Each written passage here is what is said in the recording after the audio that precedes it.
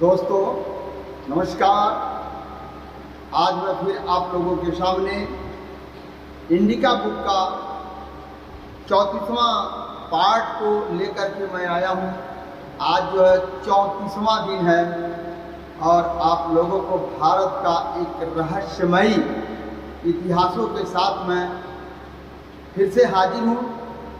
दोस्तों यह इतिहास आज का कुछ अलग है और आप देख रहे हैं कि प्रतिदिन एक नए नए प्रमाणों का उजागर किया जा रहा है। ये मेरे द्वारा नहीं, मैं तो एक इसका पार्ट का एक विचारक हूँ, इसलिए एक नए नए तथ्यों का उजागर हो रहा है। और दोस्तों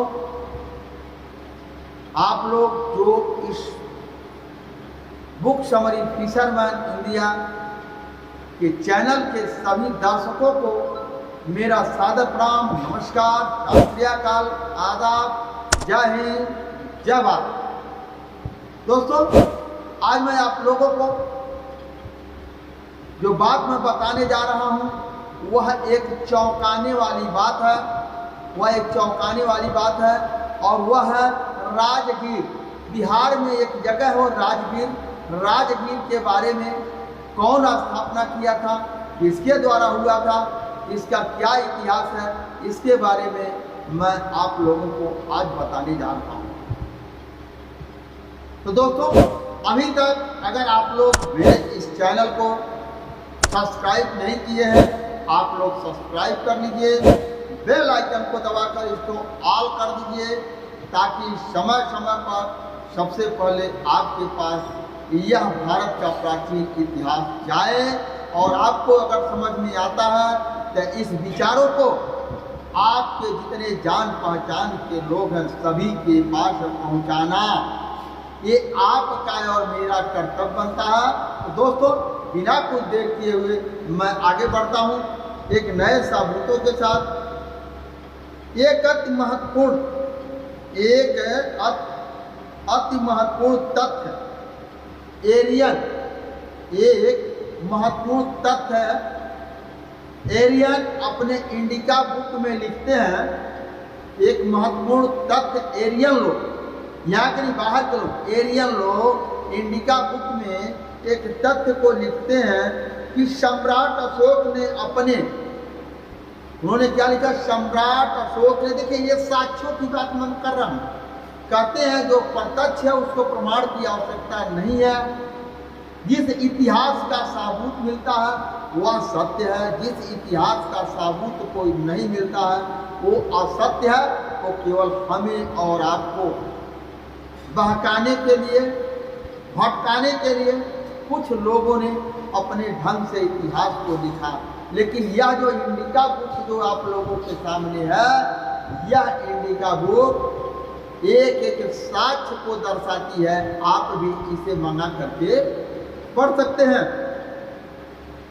तो क्या है, अशोक सम्राट ने अपने धौली वाले शिलालेख पर, अशोक सम्राट ने एक धौली वाला शिलालेख है उनका, अपने शिलालेख पर उन्होंने पालीभूत नगर का एक जिक्र किया।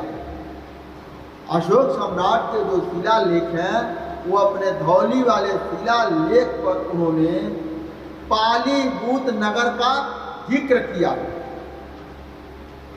वह जो आज का पाटलिपुत्र पटना कहा जाता है, तब क्या था, वो पालीभूत था।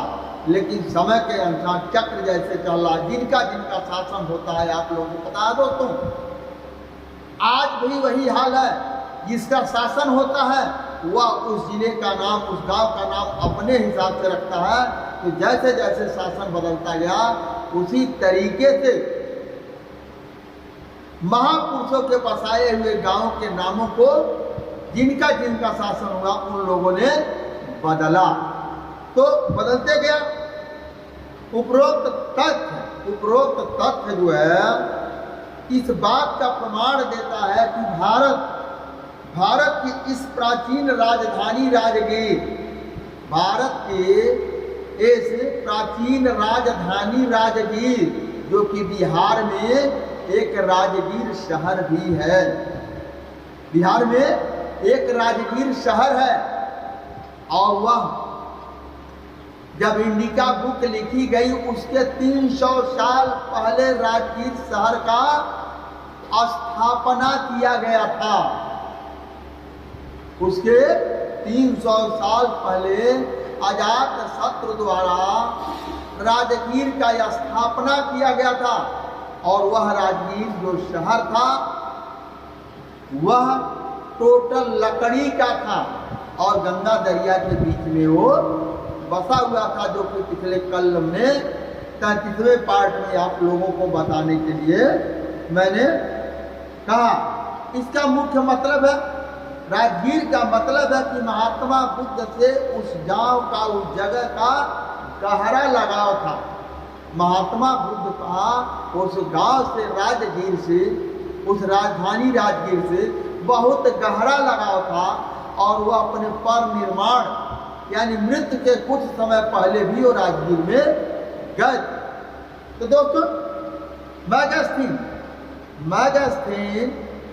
मैगस्थनीज के समय पालीभूत अपने चरम सीमा पर फल फूल रहा था। मैगस्थनीज के समय पालीभूत, जो आज का पटना है, पाटलिपुत्र पटना कहा जाता है, वो अपने चरम सीमा पर फल फूल रहा था। यानी यूं कहा जाए कि वो बिल्कुल खुशहाल था। जो पालीभूत जो राजधानी थी वो बिल्कुल खुशहाल थी, जिसको आज पाटलिपुत्र पटना कहा गया। वो बिल्कुल खुशहाल था, और यह एक सिद्ध नगर भी था। वह सिद्ध और समृद्ध नगर भी था। उस समय के साथ भगवान बुद्ध का एक कथन आता है। उस समय के साथ भगवान बुद्ध का कथन आता है, सत्य साबित हुआ।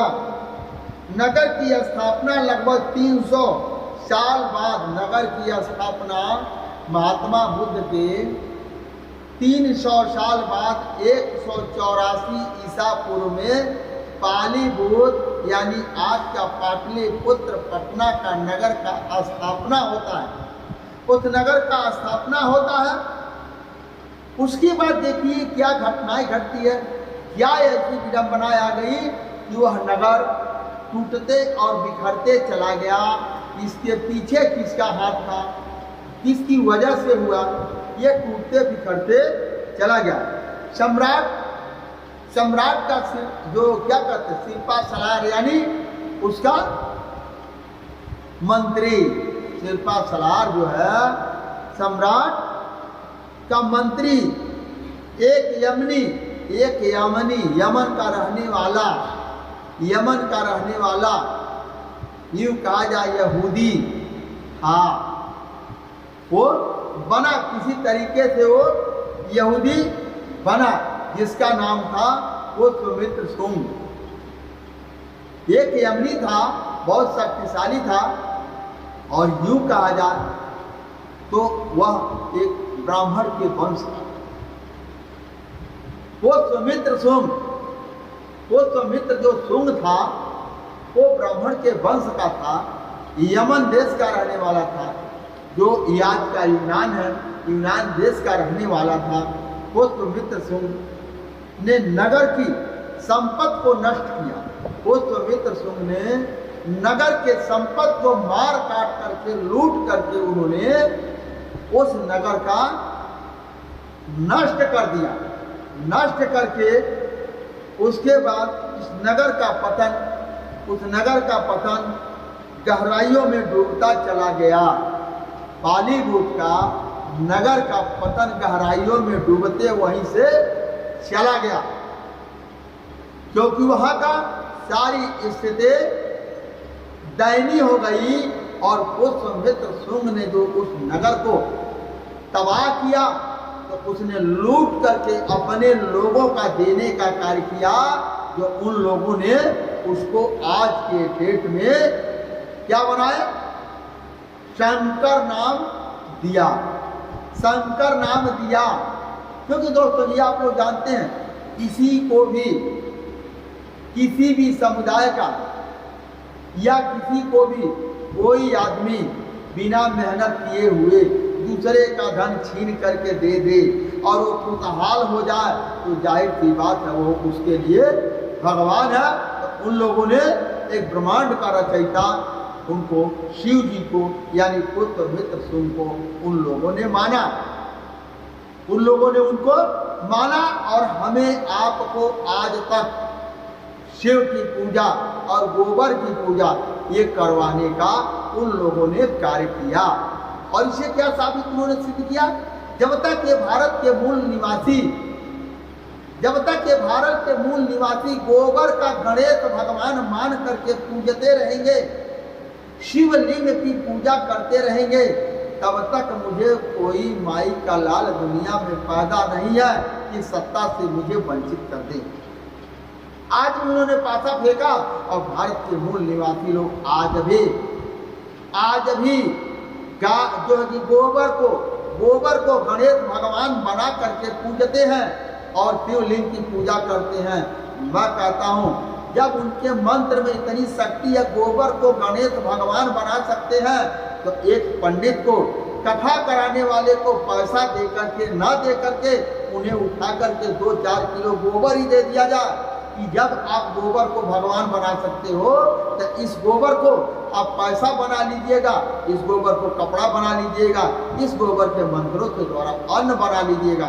तो क्या हुआ दोस्तों, यह एक हमें और आपको मूर्ख बना करके अपने सिस्टम को बेहतर बनाने के लिए उन लोगों ने कार्य किया। अब आइए मैं आप लोगों को बताऊं, इसलिए मैगस्टीन उनके समकालीन लेखक भारत के जो लोग हुए उन्होंने भी पालीभूत का नाम लिखा है जो आज पाटलिपुत्र पटना है। उन्होंने इस नगर का परिवर्तन पालीभूत से बदल करके पाटलिपुत्र रख दिया गया। ये कौन रखा है, मैगस्टीन ने भी इसमें जिक्र नहीं किए हैं इसका नाम किसने रखा है।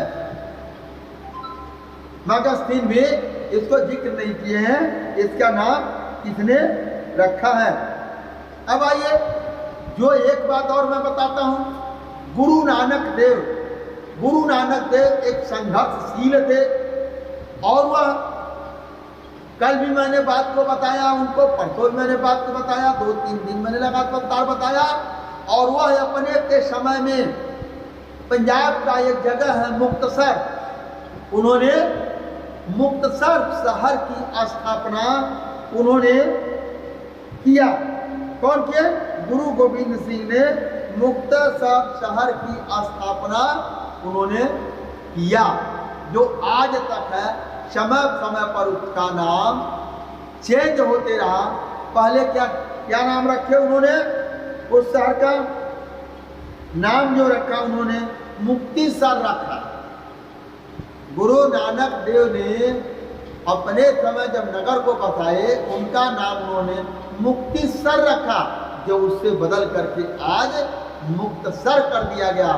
तो दोस्तों आज मैंने आप लोगों के सामने साक्ष्यों के साथ ही मैंने अपने विचारों को रखा। इंडिका बुक के हर बात का आज भी साक्ष्य उपलब्ध है। दोस्तों आप लोगों से मेरा निवेदन है, आप लोगों को समझ में आया होगा तो आप लोग अवश्य एक बार कमेंट बॉक्स में अपना विचार अवश्य लिखिएगा। अच्छे में लिखिएगा, बुरे में लिखिएगा, किस भी तरीके से लिखिएगा, आप लोग अपना विचार अवश्य लिखिएगा ताकि हम ये जान सकें कि क्या कहीं ऐसा तो नहीं कि मैं बुरा हूँ, ताकि कहीं ऐसा तो ना हो कि मैं बुरा हूँ। इस जानने के लिए आप लोग बुक समरी फिशरमैन इंडिया के इस चैनल पर बने रहिए। आप लोगों ने इतने देर तक बना रहा, इसके लिए धन्यवाद। नमस्कार।